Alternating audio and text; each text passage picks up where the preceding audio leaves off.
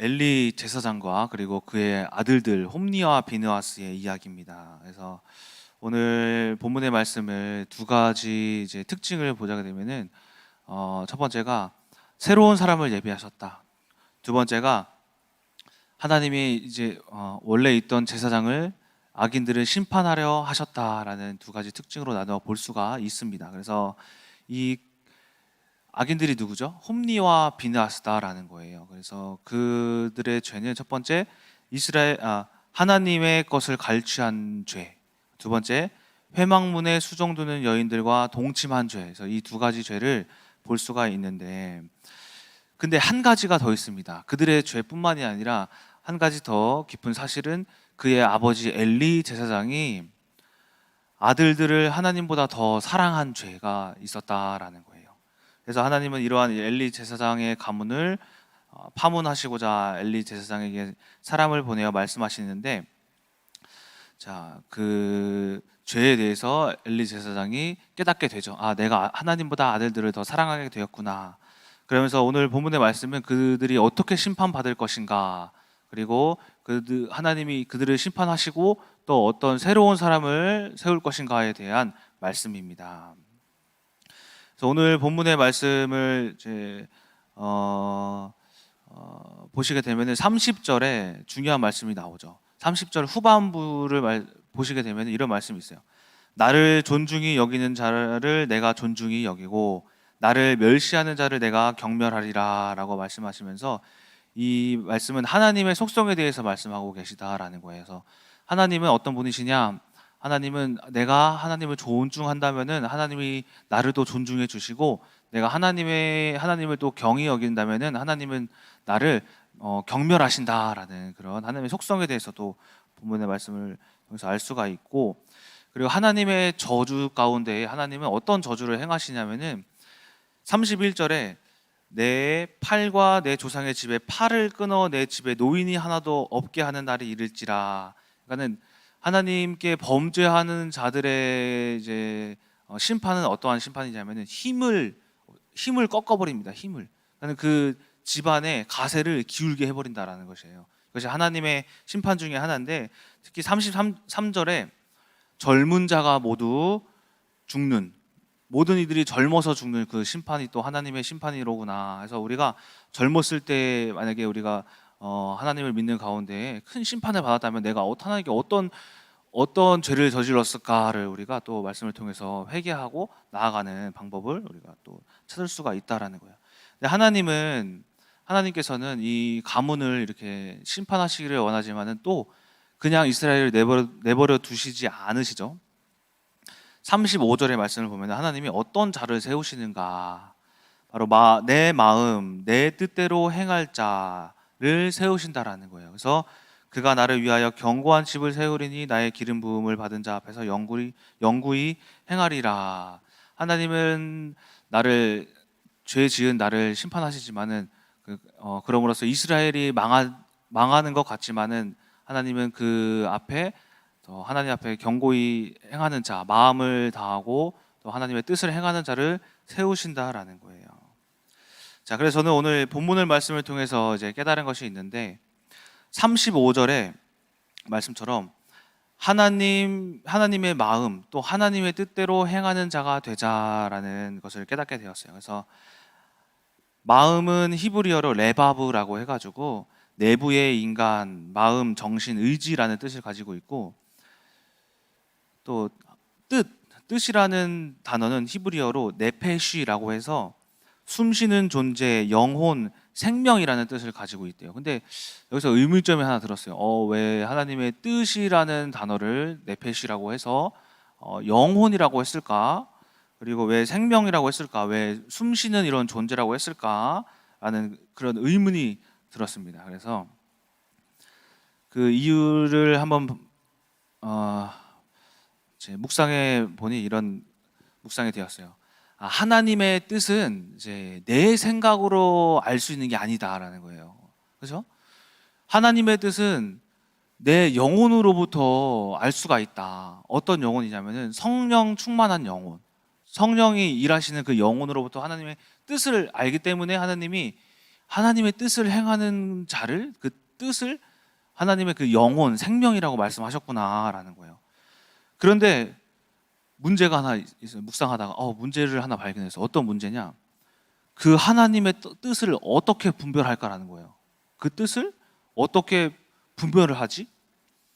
지금 내가 생각하는 게 내 생각인가, 아니면은 성령님이 주시는 마음인가, 이거를 분별하는 법을 모르겠더라고요. 묵상해 보니까 어떻게 해야 될까? 그렇죠? 그래서 한번 생각을 해봤어요. 하나님의 뜻은 어떻게 찾을까? 내 생각에서 아닌데 기도로? 기도를 통해서 받을 수 있겠는데, 근데 이 기도를 통해서 받는다는 것은 신비주의에 빠질 수가 있어요. 또 신비주의에 빠질 수도 있고, 그래서 이단에 또 빠질 수 있는 그런 성향이 있어요. 자, 그렇다면 하나님의 뜻을 어떻게 찾을 수 있지? 하는데 어떤 말씀이 생각이 나냐면은, 여러분들 마태복음 4장에 보시게 되면은 예수님이 광야에서 시험 받는 그 내용이 등장을 해요. 근데 예수님께서 사단의 시험을 이기실 때 어떻게 이기셨는지 아세요? 구약의 말씀을 통해서 이기셨어요. 그러니까는 첫 번째, 사람이 떡으로만 살 것이 아니요 하나님의 입으로부터 나오는 모든 말씀으로 살 것이다. 이 말씀이 신명기 말씀이거든요. 신명기 8장 3절. 또 두 번째 시험에서도 주 너의 하나님을 시험하지 말아라 라는 말씀도 신명기 6장 16절이에요. 세 번째 시험에도 주 너의 하나님께 경배하고 다만 그를 섬겨라 라는 말씀도 신명기 6장 13절 말씀이거든요. 이것을 봤을 때 예수님께서도 구약에 쓰였던 하나님의 성경 말씀으로부터 이기셨구나. 그러니까 하나님의 뜻을 내가 어떻게 찾느냐면은 내 생각에서 찾는 게 아니라 하나님의 말씀에서 찾는다라는 거예요. 하나님의 뜻을, 내가 성경을 또 말씀을 많이 알 때 그것이 나에게 뜻이 되는구나라는 거예요. 자, 그래서 제가 이 하나님의 말씀의 뜻대로 산다는 것은 무엇일까 하면서 생각을 했었는데, 저번 주에 어떤 한 사건이 있었거든요. 이 사건이 생각이 났어요. 한번 말씀해 드리도록 하겠는데, 저번 주에 사건이 있기 그 전주에 어떤 일이 있었냐면은, 그때가 언제냐면은 어린이날, 그때였어요. 어린이날 다음 날이었던가 그날이었던가. 그날 무슨 일이 있었냐면은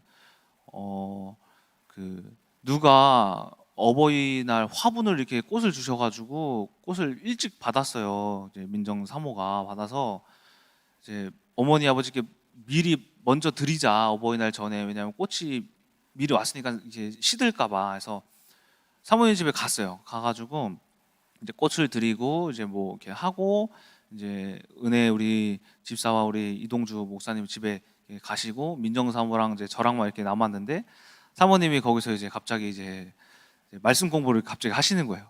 항상 늘 뜬금없이 말씀 공부를 이렇게 하세요. 그래서 또 무슨 말씀일까 하고 하면서 이렇게 소파에 앉아서 이렇게 듣는데, 어떤 말씀을 해주셨냐면은 이사야 50장 말씀을 해주셨어요. 이사야 50장 말씀 아시죠, 여러분들? 사모님께 좀 들으셨죠? 전지학 때도 말씀하시고, 어떤 말씀이냐면은, 나를 때리는 자에게 내 등을 맡기며 나의 수염을 뽑는 자에게 나의 뺨을 맡기며 모욕과 침음 뱉음 당하여도 내 얼굴을 가리지 아니하였느니라. 주 여호와께서 나를 도우심으로 내가 부끄러워하지 아니하고 내 얼굴을 부싯돌같이 굳게 하셨으므로 내가 수치를 당하지 아니할 줄 아노라. 그러니까 나를 누가 때리면은 등짝을 이렇게 내주라는 거예요. 제가 지금 수염을 뽑으면 누가 뺨을 내주래요. 그리고 침을 뱉으면 얼굴을 내주래요. 더 뱉으라고. 그래서 이런 그 뜻을 해석해 보면, 온갖 어떤 세상의 질타를 당하더라도 더 때려주세요 하고 나를 더 내어주라고 하는 그런 말씀인 거예요. 근데 제가 이 말씀을 그 주에 4번 들었어요. 4번.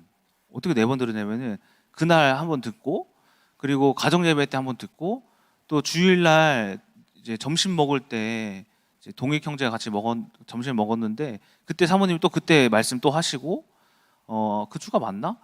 그때 또 말씀하시고, 그리고 그 이후에 전지학 때 제가 이제 전지학 때 사모님 말씀 들어야지 하면서 전지학을 듣는데, 그때 또 이사야 50장 말씀을 또 하시더라고요. 그렇게 해서 4번을 들었는데, 제가 이 4번 들은 거 가지고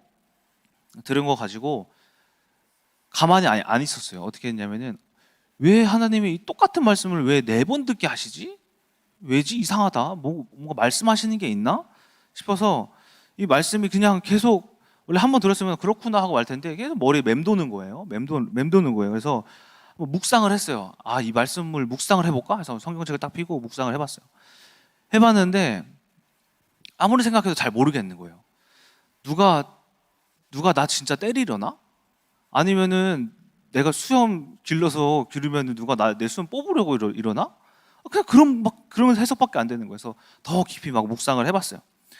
해보니까는 어떤 말씀이냐면은 그냥 내가 죽어라.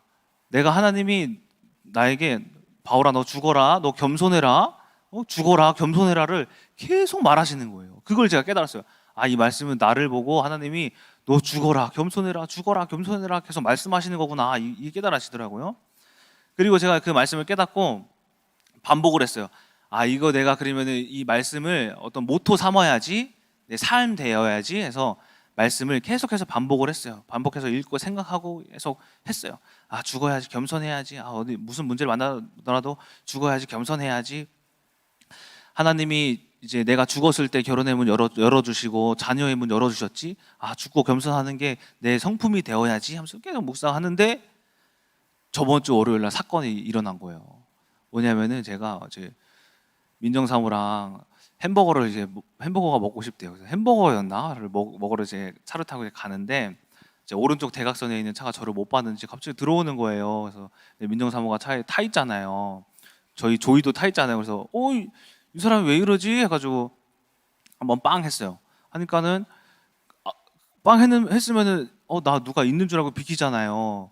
그런데 그걸 무시하고 비키려고 하더니만 그냥 막 들어오는 거 하는 거예요. 그래서 급브레이크를 밟았는데 그때 화가 여기까지 올라온 거예요. 그래서 저 인간이 미쳤나? 그래서 뭐라고 한마디 해야겠다 해서 옆으로 비켰는데 갑자기 그 사람이 보복운전을 하는 거예요. 제 앞에 또 맞고 또 빵 이렇게 했어요. 해가지고 보니까 앞에 빨간불이 이제 신호등이 걸린 거예요. 그래서 창문을 내려가지고 저기요 왜 그렇게 운전하세요? 그러니까는 그 사람이 내가 들어올려 했는데 당신이 일부러 안 비켜줬잖아 이러는 거예요. 근데 거기서 무슨 생각이 들냐면 2가지 생각이 들어요. 첫 번째, 오늘 이 인간이랑 맞짱을 한번 떠야겠다. 이제 너 오늘 제삿날이다. 2번째, 이사야 50장. 누가 뺨을 때리든 내줘라. 수염법 내 뺨을 내줘라. 등짝을 때리든 등을 내줘라. 이 말씀이 생각이 나는 거예요.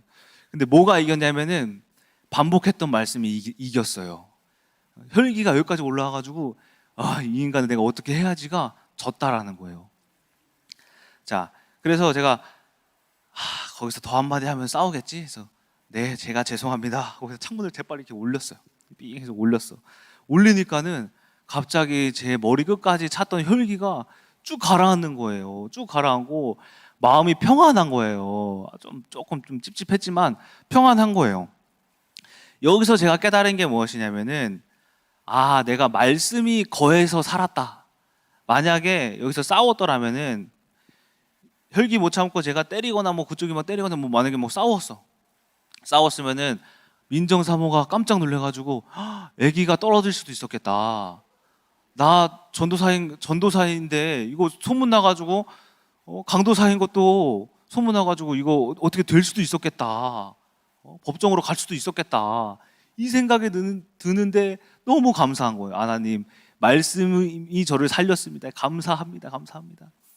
제가 무슨 말씀을 드리고 싶은 거냐면은 말씀이 거하는 것이 곧 하나님의 뜻을 행하는 것이다라는 거예요.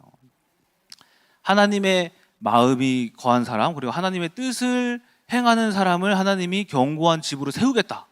그러니까 하나님의 뜻이 뭔가를 찾는데 그것이 무엇이냐? 바로 말씀이었다라는 거예요. 이 말씀이 곧 하나님의 영이 거하는 것이고 하나님의 뜻대로 행하는 것이 말씀을 가지고 사는 것이구나라는 것입니다. 그런데 여러분, 이 말씀을 어제 묵상하면서 이런 생각이 났어요. 왜 죽어라 하는데 안 되지? 사랑해라 하는데 안 되지? 겸손해라 하는데 안 되지? 낮아져라 하는데 왜 안 되지? 왜 안 될까? 예수님 성품을 본받아라 하는데 왜 안 될까라는 거예요. 이 안 될까? 그런데 제가 한번 이 이사야 50장 말씀을 번복했던 그 방법을 한번 제가 다시 생각해 봤어요. 근데 이 방법이 사실은 예전에 언제 깨달은 방법이냐면은 민정사모랑 싸웠을 때 깨달은 방법이에요. 이게 어떤 방법이냐면은 요한복음 1장 14절에 이런 말씀이 있어요. 말씀이 육신되어 우리 가운데 거하심에 우리가 그의 영광을 보니 아버지의 독생자의 영광이요 은혜와 진리가 충만하더라.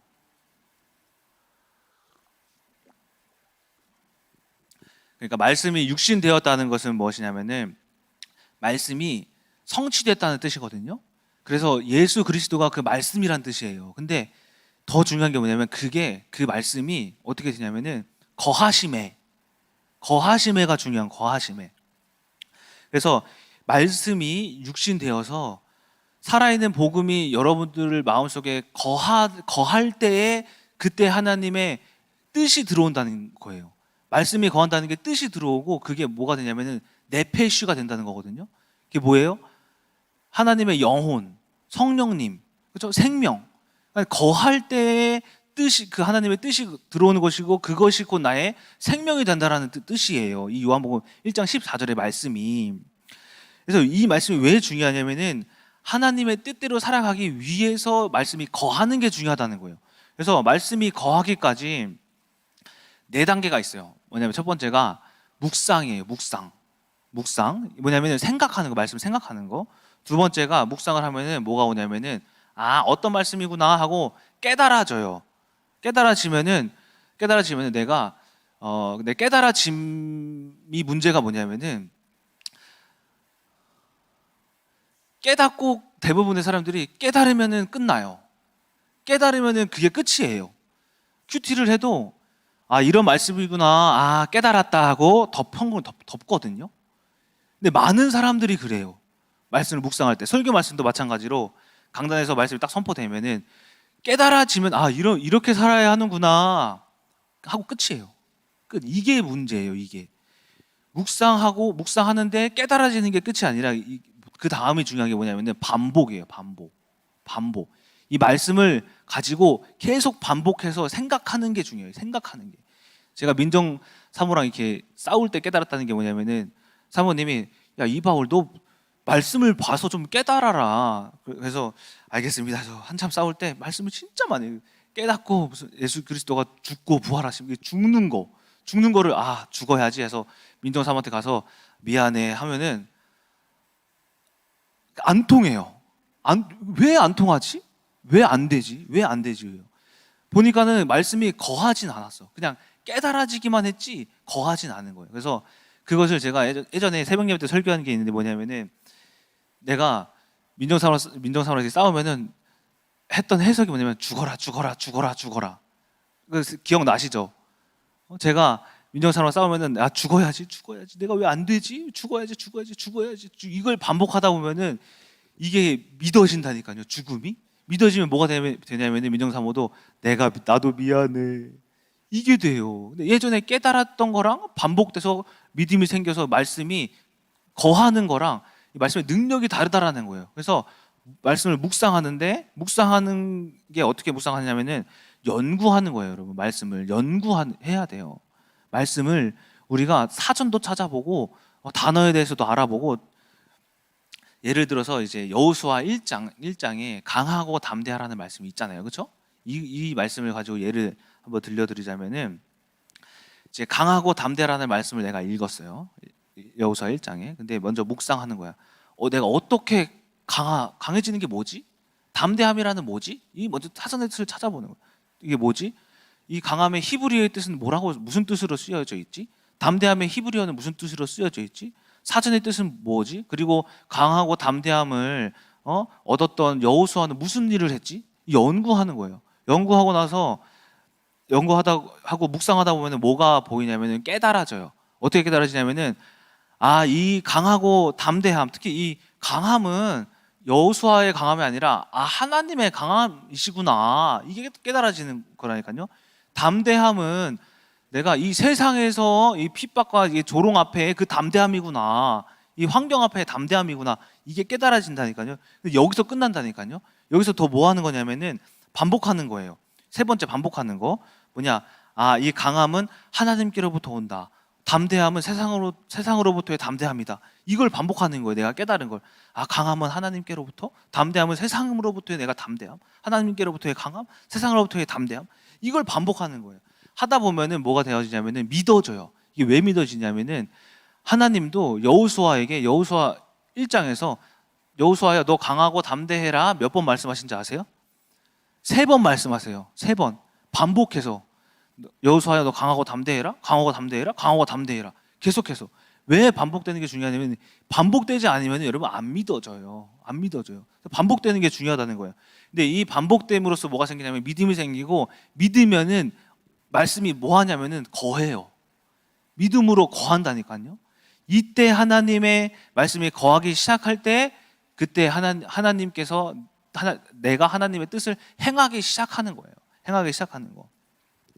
그런데 말씀이 거하기까지 이 4단계가 있는데 거하기까지 해서 5단계예요. 묵상, 그리고 깨달음, 반복, 믿음, 거함 2가지가 더 있어요. 뭐냐? 6번째가 뭐냐면은 거하는 게 끝이 아니에요. 이제 시작이에요.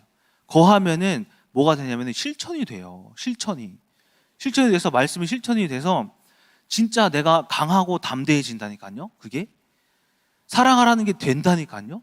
죽어라가 그때 되는 거예요. 그때 실천 거할 때 된다라는 거예요. 진짜 내가 죽어지고 또 진짜 나에게 걱정 근심이 진짜 없어진다니까요. 진짜 없어져요. 제가 대박 노블랜드에서 그 보증금을 2번 올렸어요.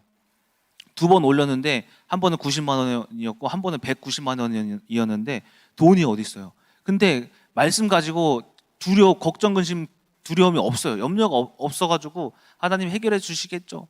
나의 아버지도 있는데 난 이번에 하나님 아버지 의지해 볼래요.